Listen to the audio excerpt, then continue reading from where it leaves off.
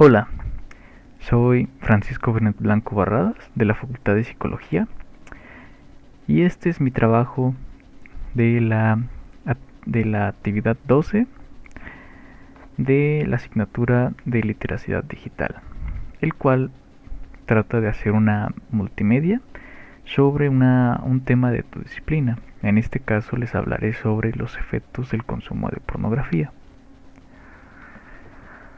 Agenda. En la agenda vamos a ver qué es la pornografía, tipos de pornografía, causas potenciales de su visualización, efectos, 3 etapas del proceso de adicción y cómo tratar la adicción. Antes de hablar de lleno de qué es la pornografía, hay que saber qué es, de dónde proviene su raíz etimológica, la cual proviene del griego de dos palabras, de la palabra porno, que significa prostituta, y grafos, que significa tratado, que dando una definición sería el tratado de las prostitutas.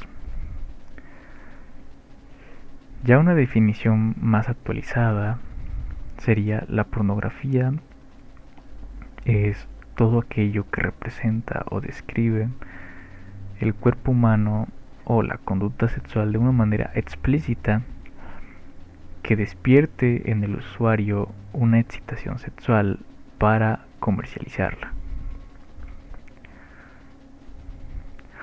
Tipos de pornografía.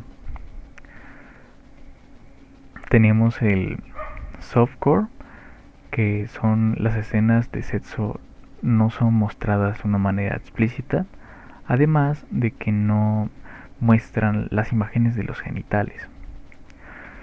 Un ejemplo de esto podría ser el cine y la televisión. Tenemos el medium core, que muestran la totalidad de sus cuerpos en posturas inusuales y provocativas. Un ejemplo podría ser las revistas de Penthouse y Playboy. Y por último tenemos el hardcore, que muestra de manera amplia y explícita el acto sexual y se clasifica mediante las orientaciones sexuales, ya sea homosexual, heterosexual, entre otras.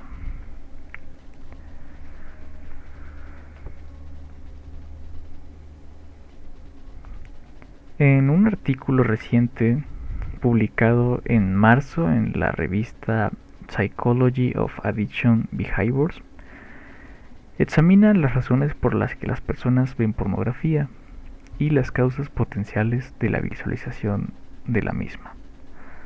Los resultados dieron que la mayoría de personas consumen estas páginas por el placer sexual, de ahí por la curiosidad sexual, fantasía, autoexploración, falta de satisfacción sexual, prevención del aburrimiento, supresión emocional, reducir el estrés, otros por hábito y un 4.9% no específico.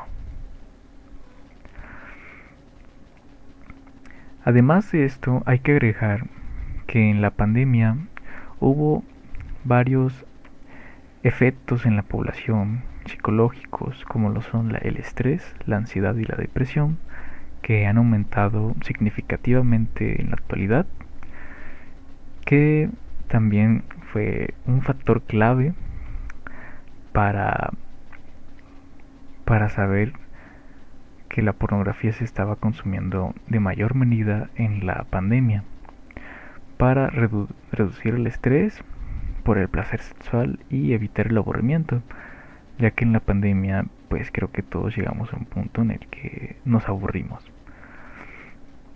Además, la doctora Fernández López nos menciona que en los adolescentes el cambio hormonal combinado con el estrés y la ansiedad hacen que el riesgo del consumo de pornografía sea mayor. Además de que, como ya lo he mencionado, que en la pandemia hubo estrés y ansiedad, esto aumentó aún más el consumo de pornografía desde el 2021 hasta el 2023. No, desde el 2020 hasta el 2023. Efectos de la pornografía. En la vida sexual y personal tenemos como primer efecto la disminución de la energía sexual, además de que es fatiga, cansancio, sin apetito sexual. También tenemos la incapacidad para conseguir erecciones o alcanzar un orgasmo al mantener relaciones sexuales con tu pareja o con otra persona. Tenemos el aislamiento social, problemas con tu pareja y cambia tus estándares sexuales, ya que la visualización de estas cosas son subreales, entonces no es algo que sea real y cambie por completo esa perspectiva que tú tienes de las relaciones sexuales. Efectos biológicos y psicológicos. Podemos encontrar que la plasticidad cerebral nos hace vulnerables a los efectos hiperestimulantes de la pornografía. La plasticidad cerebral es aquello, son sinapsis. Ahora sí, como dice su nombre, plasticidad, plastilina lo moldea, el cerebro es moldeable. Entonces, al tener esta hiperestimulación, el cerebro es súper moldeable a que cambie su comportamiento. Tenemos el deterioro y alteraciones en los circuitos de recompensa, que podemos verlo aquí, que están involucrados la corteza prefrontal, el núcleo accumbens, el hipocampus, el área tegmental ventral, que está ubicada en el mesencéfalo, y la amígdala, que todos estos son zonas donde pasa la dopamina. También tenemos que afecta al desarrollo moral por el desgaste de la corteza prefrontal. La corteza prefrontal tiene que ver con el juicio, ahora sí la moral, ser consciente de las acciones que haces y de lo que haces. Y se encuentra en esta parte, de hecho aquí en la imagen se puede apreciar.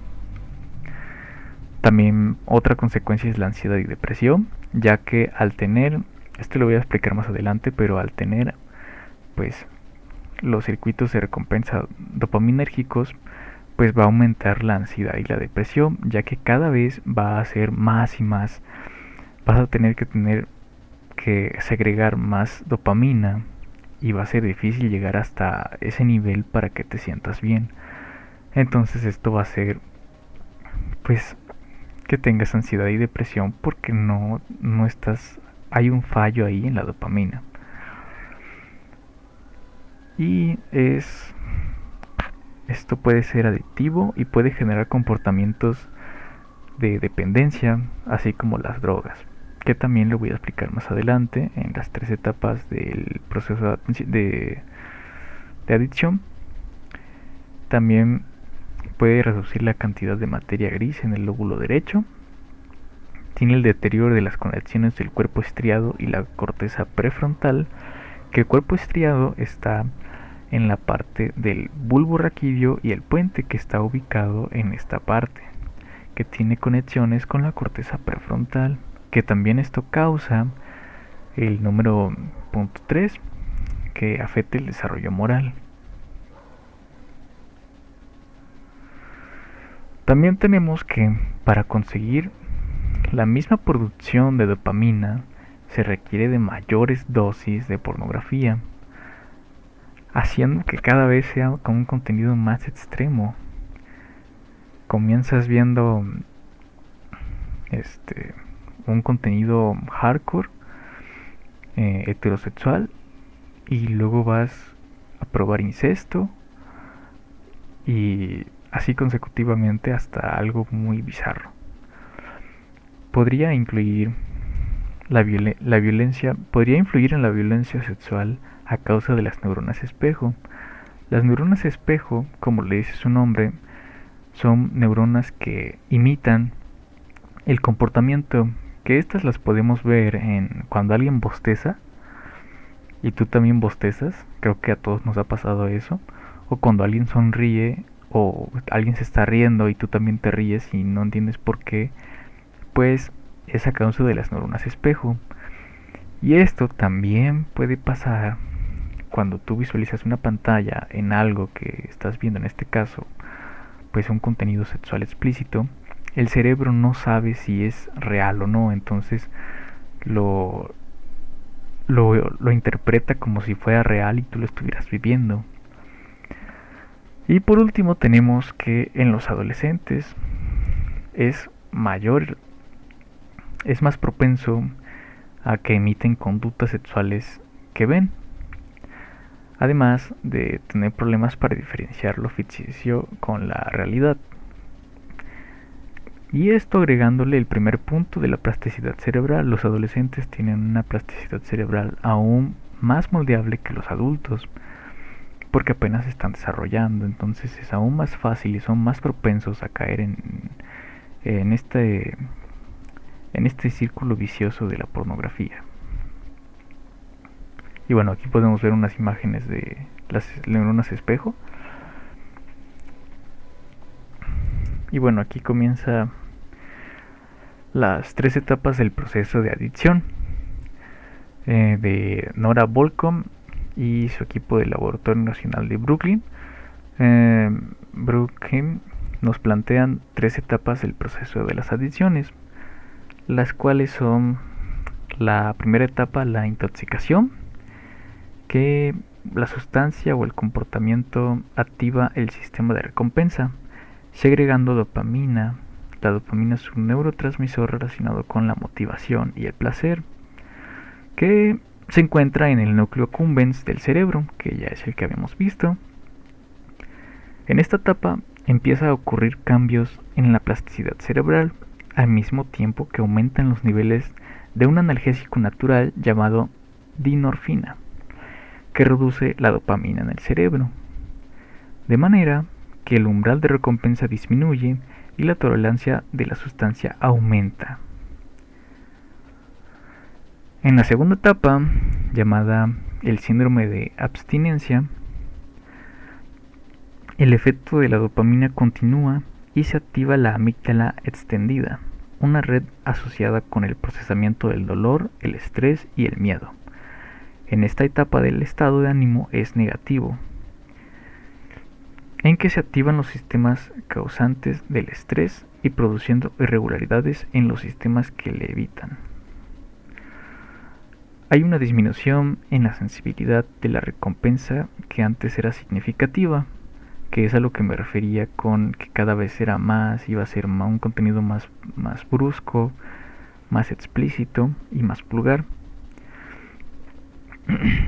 que ya no sientes lo mismo con las cosas que habitualmente veías, sino que quieres aumentar esa visualización y ver cosas nuevas para seguirte manteniendo esa dopamina pues a full. Y la última etapa, conocida como preocupación o de anticipación, en la cual las irregularidades de la plasticidad cerebral llegan a zonas de la corteza prefrontal responsables de la motivación, el juicio y el autocontrol, que esta etapa es la encargada de que haya afecciones en el desarrollo moral. Y bueno, aquí tenemos un pequeño diagrama de todo esto que acabo de explicar. La etapa de intoxicación, el núcleo accumbens, sustancia o conducta adictiva, ahí está la dopamina, que sería placer, y el área tegmental ventral, que está en el mesencéfalo. Luego tenemos el síndrome de abstinencia, que ya entra el estrés, la amígdala. Y por último tenemos la preocupación y anticipación, que bueno, ahí en donde está lo morado está la corteza prefrontal, que está encargada del juicio, el autocontrol y las motivaciones que tengas, y también la planeación. Y por último, y ya para terminar esta multimedia, es cómo tratar la adicción a la pornografía. Este es un tema amplio, pero logré resumirlo, comenzando con buscar asesoría la terapia cognitivo-conductual es muy eficaz para remoldear una conducta, pero también puedes optar por una terapia psicoanalítica, porque en todas las adicciones debe de haber algo muy del pasado que puede que tenga una aferencia a las conductas que tienes actualmente. Controlando el internet, usar filtros de internet en Google. Hay demasiados filtros para que no salgan este tipo de páginas o contenido. Sustituir hábitos por hábitos dañinos, como lo es esto, por un hábito saludable, como lo puede ser leer, hacer ejercicio, cocinar, entre otros. Y pues ya más específico en el caso de niños y adolescentes, tener un control parental, hablarles sobre el tema e informarlos. Esta parte es algo complicada ya que pues los adolescentes son algo rebeldes, entonces se debe de escucharlos sobre todo y hablarlo con cierta delicadeza y sin tabús, sin palabras extrañas o de esto de la cigüeña, que quién sabe qué, sin rollos, de una forma directa, pero que no llegue a ese punto de explícito. Además de inculcarles una educación sexual óptima. Y bueno, estas son las referencias que fui tomando en el transcurso de toda esta investigación que he hecho. Y sin nada más que agregar, esto sería todo de mi parte.